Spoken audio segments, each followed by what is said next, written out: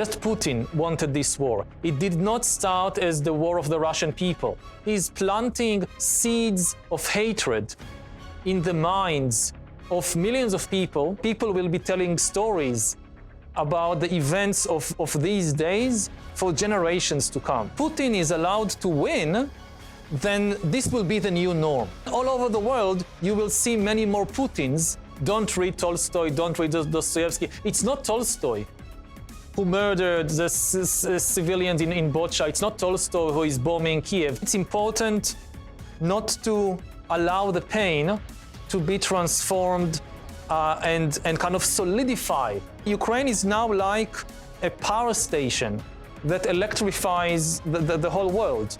Ukraine is in a position to really save humanity. Здравствуйте, меня зовут Saken Aymurzaev, я ведущий телеканала «Дом», и вы смотрите телепроект Freedom, где регулярно выходят мои интервью с людьми, которые поддерживают Украину, где бы они ни были, любым способом. И сегодня мой гость – выдающийся израильский историк Юваль Ной Харари. В последний месяц он много говорит, думает и пишет о войне, которую устроила Россия в Украине. С доктором Харари мы поговорим о жестокости войны, о ранах, которые приносит она не только нам, тем, кто сейчас живет, но и принесет многим людям в будущем, а также о том, виновата ли в этом чудовищном преступлении России культура. Доктор Харари в рамках телемарафона Freedom прямо сейчас. Юваль Ной Харари – израильский военный историк, писатель, философ, профессор исторического факультета Еврейского университета в Иерусалиме, автор международных бестселлеров, книг «Сапиенс. Краткая история человечества» и «21 урок для 21 века». Hello, Dr. Harari. Thank you for your time. Nice to meet you. For almost 2 months, we have been living in a war state.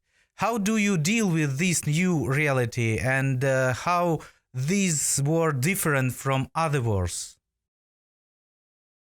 You know, this war threatens to change the entire global order. We've seen many wars in recent years. I live in Israel, I live in the Middle East, so I experienced many wars personally in my life. But this one is really different. We haven't seen this kind of war really since the end of the Second World War. We have here an attempt by one country to simply wipe off the map another country by force. This was common for most of history. You know, you read the history books about ancient times and the Romans and the Mongols and, the British Empire and so forth. And this was very common. This was the basic norm of history. But in the last decades, humanity have managed to create a much more peaceful order where you still have civil wars, you still have all kinds of insurgencies and revolts and so forth.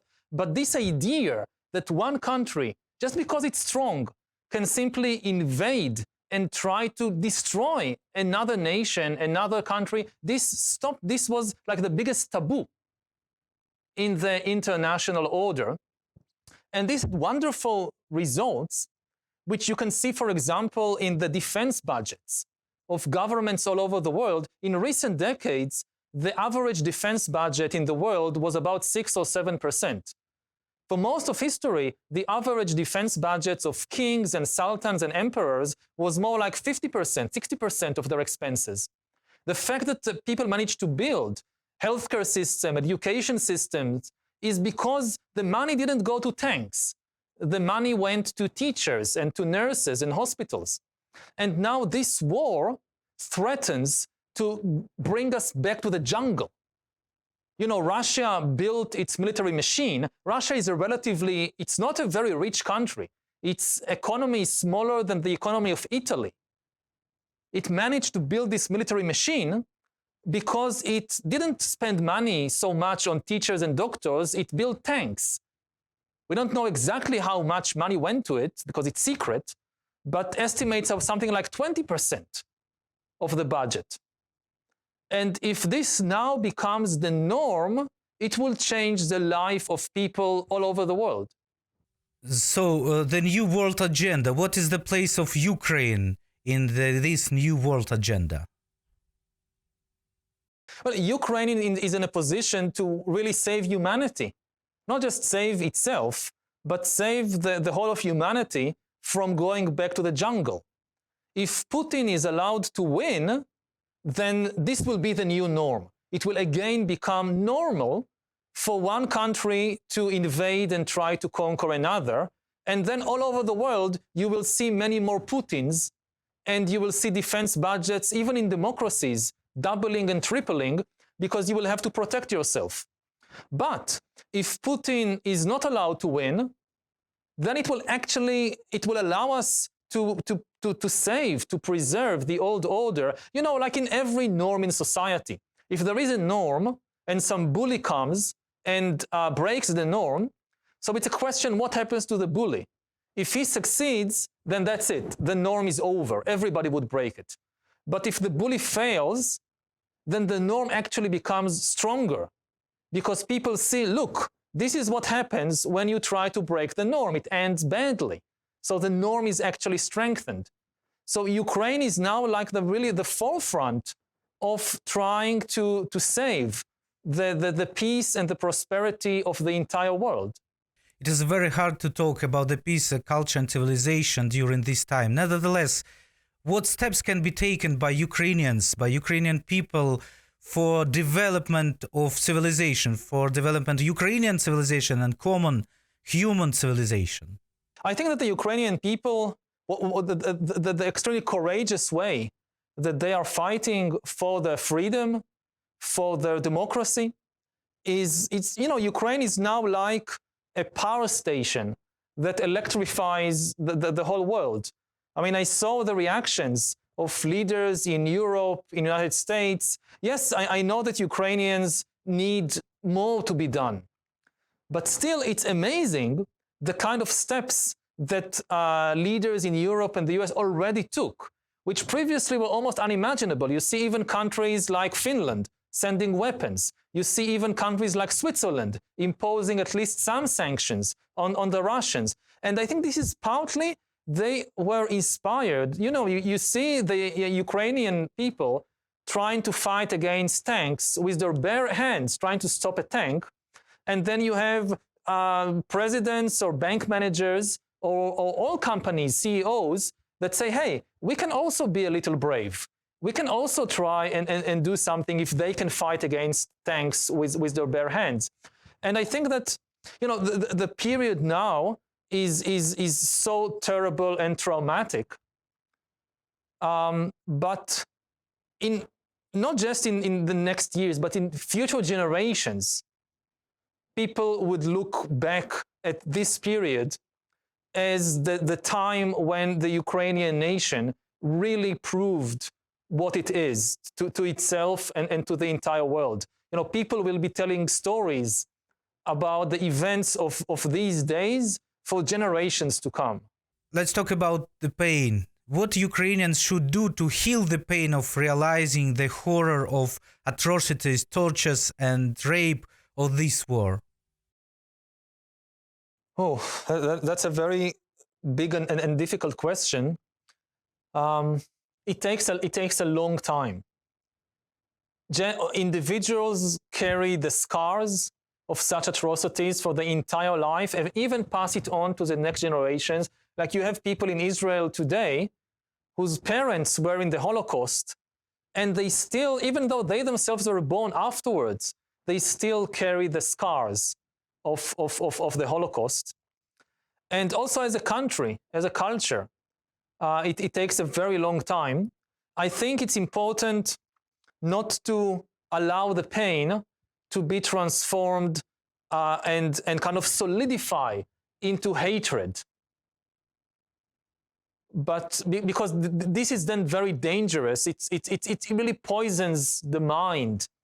If you become kind of, you have this solid block of hatred in you or fear in you, the pain is very, very difficult, but it's better to stay with the pain and not allow it to be transformed into worse things like this burning hatred.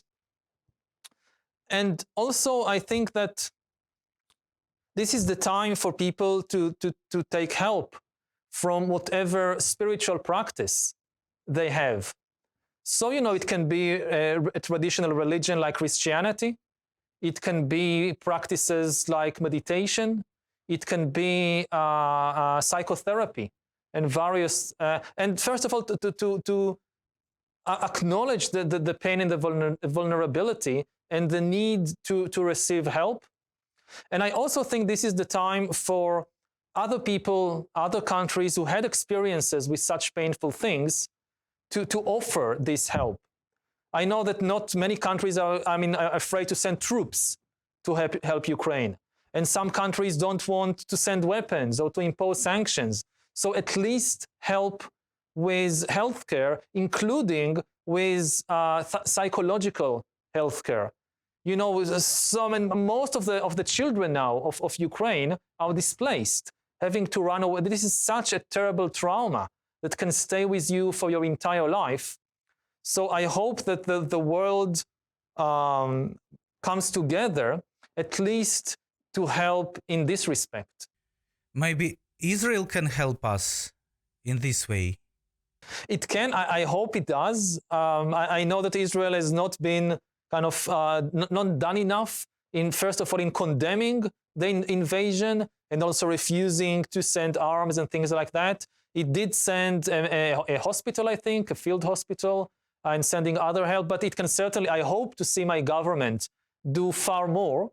And yes, I understand the political considerations, why, with everything that's happening in Syria, they don't want to upset Putin too much. So, okay, at least do a far greater effort to help with medical equipment, to help with psychological coping with the disaster. There are many other things that, even on the individual level, there is always something that someone as an individual can do.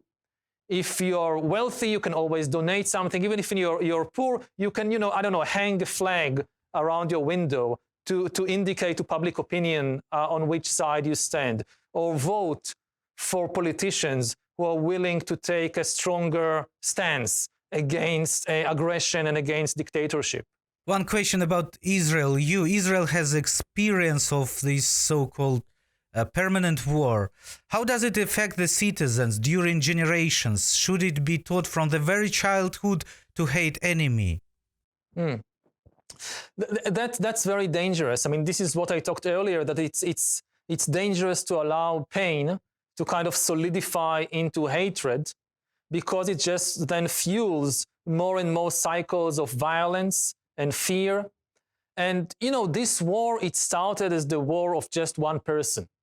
Just Putin wanted this war. It did not start as the war of the Russian people. The Russian people didn't want it. The Russian people was constantly told by Russian media, there is no war, there is no plan to invade. This is all Western propaganda. So there was no kind of Russian popular call to have a war. And one of the dangers now is that with the atrocities that Putin's army is committing, that this will be transformed into a struggle between people. That Putin is basically, I think he's doing it intentionally. He's planting seeds of hatred in the minds of millions of people, Russians and Ukrainians. The hate was initially in his own mind. And this is the power of a leader, that a leader can take these seeds of hate from his own mind and then plant them in the minds of millions, tens of millions of people. And long after this leader is dead, these seeds of hatred will give more and more fruits of more hatred and more violence.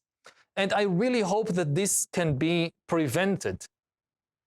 And this is the responsibility of both the Russian people and the Ukrainian people, not to allow the war of just one person to become a kind of war between peoples and nations that lasts for generations.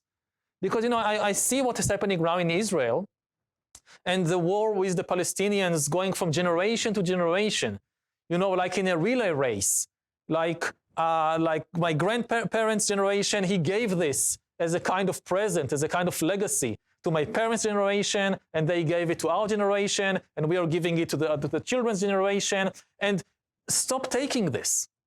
Let's hope that at one point we can just say, no, this is not ours. This present belongs to Putin. We don't want it. The hatred should stay in his own mind. We don't want to take it into our mind. So you still separate Putin and his people? It's becoming more difficult because you see that the kind of circles of involvement in the war are expanding. Some people resist very, very bravely. You see people who are trying to demonstrate in Moscow and St. Petersburg, some people fleeing Russia. But I think it's the responsibility of the Russian people to distance themselves from these kinds of things. And hopefully, again, I don't know. We'll see what happens. But there is still a chance to prevent this from becoming a kind of permanent conflict and hatred between Ukrainians and Russians. Dr. Harari, one of the books I have read before the beginning of this war was Konrad Lorenz's Aggression. So the question is about aggression. What is the root of aggression? Is this biological or social culture phenomenon? Aggression, the ability to act violently, certainly comes from biology. But this is just an ability. Biology doesn't force you to do anything. How to use the abilities that biology gave us, this is a matter of culture, of history, of politics. Some people, they think that violence and war is just part of human nature. Like there is a constant level of violence and war in the world, no matter what we do. And this is wrong, and this is very dangerous. Because if you think that violence is natural, then first of all, it relieves from responsibility people like Putin. Because, if violence is natural, if war is natural, then it's not his fault there is a war, it's nature's fault. If it wasn't him, if it was somebody else. And it's not true. When you look at human history, you see that there are periods of peace and there are periods of war. It's not constant.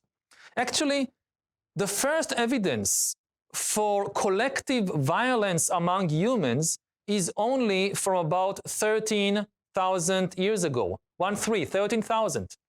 It's not that for millions of years we have evidence for groups of humans fighting each other. We have evidence for individual violence, yes. But one group against another group, the first record in the archaeological record is only from a place in Sudan called Jabal Sahaba from 13,000 years ago. That's it. And even afterwards, we do see that there is no constant level of violence. Like we said in the beginning, in the last 30, 40, 50 years, there was a very significant reduction in the level of violence in the world. For instance, in recent decades, violence killed fewer people than car accidents. If you take not just war, but war, terrorism, and crime together, they kill less than half the people who die in car accidents. So, and it's not because there are so many car accidents, it's because we managed to bring down the level of violence very dramatically. And this is doesn't mean we should be complacent. When people say this was a period of peace, it doesn't mean we need to be complacent. Oh, wonderful, there is peace, we don't need to do anything. No, just the opposite. It should make us responsible. It should make us realize the level of violence is not constant. It depends on our decisions. If humans make good decisions, if humans build good institutions with laws and norms, then we can keep peace. If humans start making bad decisions and destroy the institutions they built, ignore the norms and the laws, then violence flares up. So it's our responsibility. War is not made by nature, war is made by humans, and humans can stop making it. And I hope that enough humans will make wise decisions to stop the current war and to return and strengthen the institutions of peace. Ukrainians are shocked by atrocities and brutal crimes of Russian army here in Ukraine. Relate this cruelty to the Russian culture. Is this a fault of Dostoevsky, Tolstoy, Chekhov? Why haven't Russians learned anything from them? I'm actually quite shocked by this. I'm shocked, of course, far more by the Russian atrocities, but I'm also shocked by people kind of trying to completely now abolish Russian culture. Don't read Tolstoy, don't read Dostoevsky. It's not Tolstoy who murdered the civilians in Bocha. It's not Tolstoy who is bombing Kiev. Tolstoy would have been appalled by it also. I think this is the time to read Tolstoy's War and Peace and learn from the wisdom of Tolstoy. This is, again, the solidification of hate, that the completely justifiable pain and shock of the atrocities being directed towards the wrong target. It's not the fault of Russian culture, and we shouldn't condemn it or try to distance ourselves from it. It's an important part. Tolstoy belongs to all people. Don't let Putin gain control of Tolstoy or gain control of Dostoevsky. This now belongs to him. No, it doesn't belong to him. I don't know if he read Tolstoy. If he read Tolstoy, he didn't understand Tolstoy. If this is what he's doing right now. So don't give it to him. And to take account an example with the Germans. So Goethe doesn't belong to Hitler. And in 1945, there were a lot of people who thought that, the Germans, because of their culture, they will always be militaristic, they will always be Nazis and totalitarian, and this is just in their culture, there is nothing to be done about it. And 80 years later, it's the same Germans with the same language, it's the same culture, but they are very different. They are one of the most peaceful and democratic and liberal countries in the world. And some people say they are now too peaceful. We want them to be a little bit more aggressive. So it's not the idea that people have a fixed character or a culture has a fixed character. It's simply wrong. And Ukraine itself is proof of that. In 1991, there were also a lot of people who said about Ukraine, these people, they were living for hundreds of years under Tsarist dictatorship and then under communist dictatorship. They just know dictatorship. They never had real democracy. So how can they build a democracy? That's impossible. They will continue to be the dictatorship. And the Ukrainians prove this is not true. Despite hundreds of years of these oppressive dictatorships, they chose to build a liberal democracy. And again, when somebody tried to impose on them an authoritarian regime, they rose in revolt. So if the Ukrainians can change, I think the Russians can also change. And I think this is maybe the biggest fear of Putin that fuels this war. His biggest fear is that if Ukraine is a prosperous and free democracy, then the Russians will say, hey, we also want that. If they can have it, we also want that. And this is his biggest fear. So again, we shouldn't kind of push give up on the Russians and on Russian culture, because this will just be playing into Putin's hands. You mentioned dictatorship. What conditions are fruitful for the dictatorship? And is it possible to detect those conditions as early as possible, at early stage, not to allow them to achieve such extent as in Russia? I think the key is institutions and trust in institutions. Dictators don't like institutions that have public trust and can limit their power. Institutions like free newspapers, institutions like the universities, institutions like civil organizations, even institutions like hospitals or healthcare that can oppose the government and say about a particular policy, no, we don't agree with that. This limits the power of the dictator. So what dictators do when they rise to power, and in order to stay in power, they deliberately destroy the trust that people have in institutions, and they deliberately destroy the institutions that might limit them. So for instance, they systematically destroy all the independent media, TV stations, newspapers. They limit or close academic institutions. And the best antidote to dictatorships is to build trust in institutions and between citizens. When citizens don't trust each other, then you can't have a democracy because you can't rely on anybody. There is just chaos, and then you either have civil war or democracy or dictatorship. For democracy to function, people must trust each other. For instance, there is an election, and you trust the other people in the country that even if your political rivals win the elections, they will not kill you, and they will not try to destroy your way of life. Yes, you don't agree with them about many things, but you don't hate them, and you basically trust them. When you lose trust in the other citizens, then you're willing to do anything to win the elections because you feel this is like a war. If those people win, they will destroy me. And you also refuse to acknowledge the results of the elections if it goes against you, because it's dangerous. And then democracy cannot function.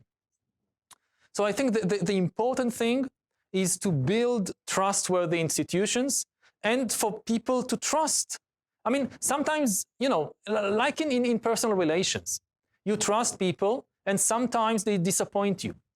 But if you completely lose trust in everybody, this is a terrible way to live. You don't have friends, you don't have family.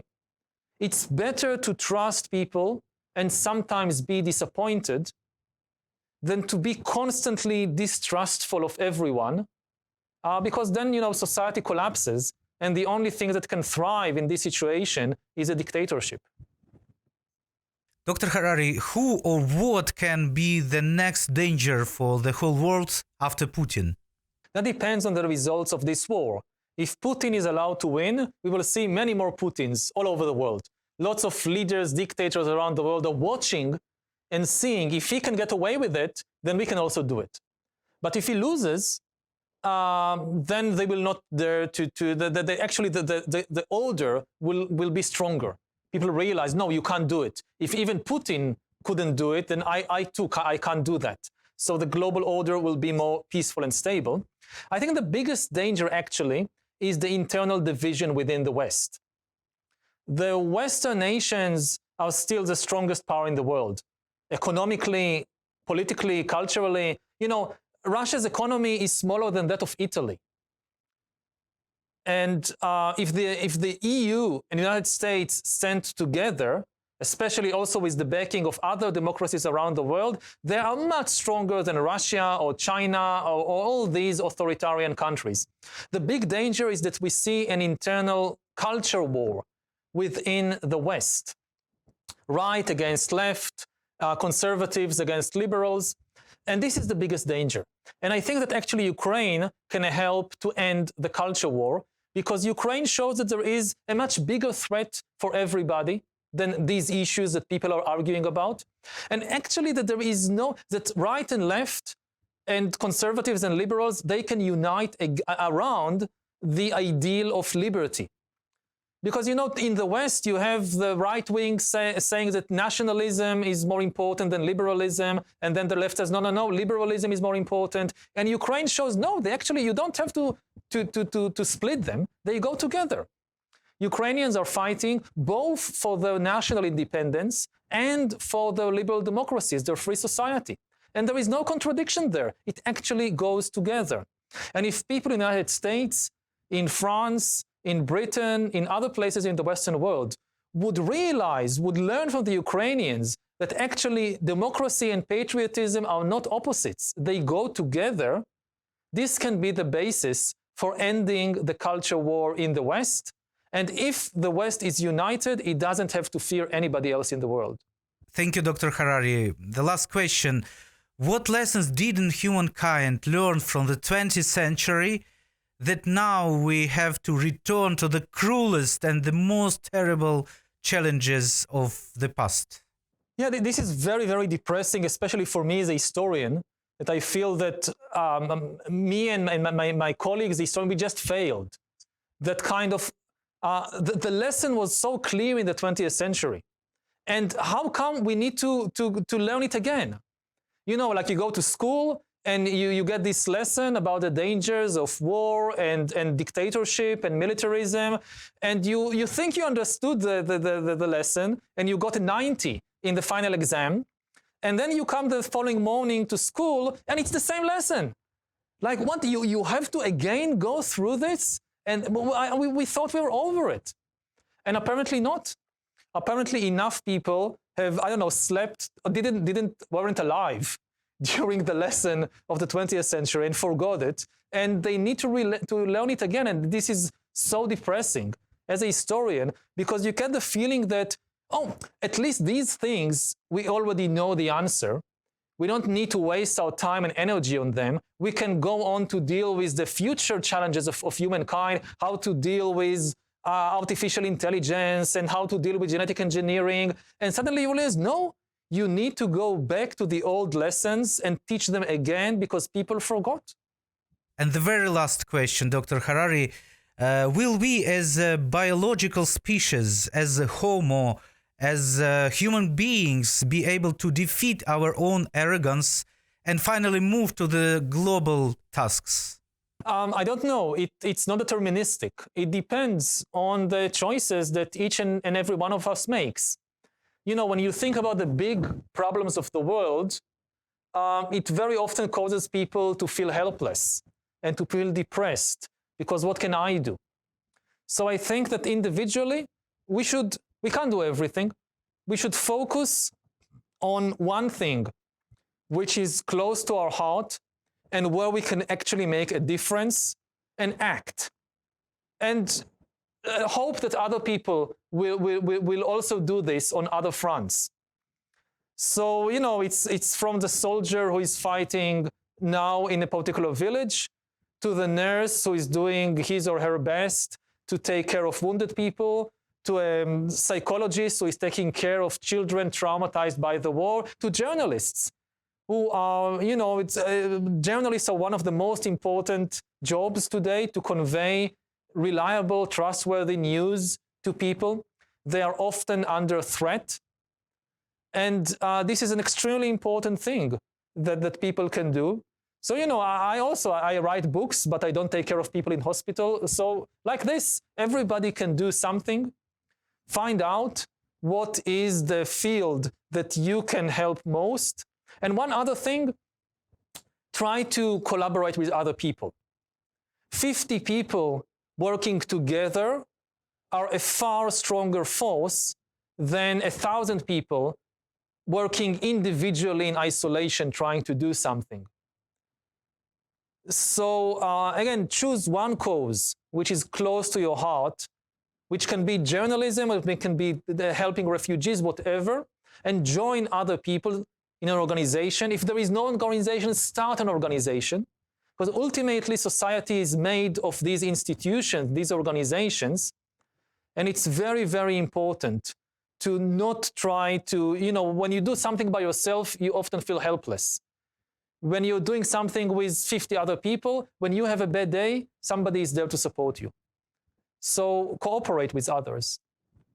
Thank you for your time. Thank you for sharing the truth about this war. It is an honor for us. And maybe one day we will be in Kyiv, in Ukraine. Welcome to Ukraine. Thank you very much. I hope so very much. I've been there a few years ago. I was very, very happy to be there, and I'll be even happier to go back to a free Ukraine. Bye-bye. Как видите, лучшие, самые светлые умы современного человечества думают о том, что происходит сейчас в Украине, и пытаются хоть как-то найти выход из той трагедии, в которой мы все оказались из-за амбиций одного человека и молчания целого народа. Надеюсь, мысли и рассуждения доктора Харари окажутся полезными и важными для вас. Для меня они оказались очень ценными. Смотрите телепроект Freedom. Я Saken Aymurzaev. До новых встреч.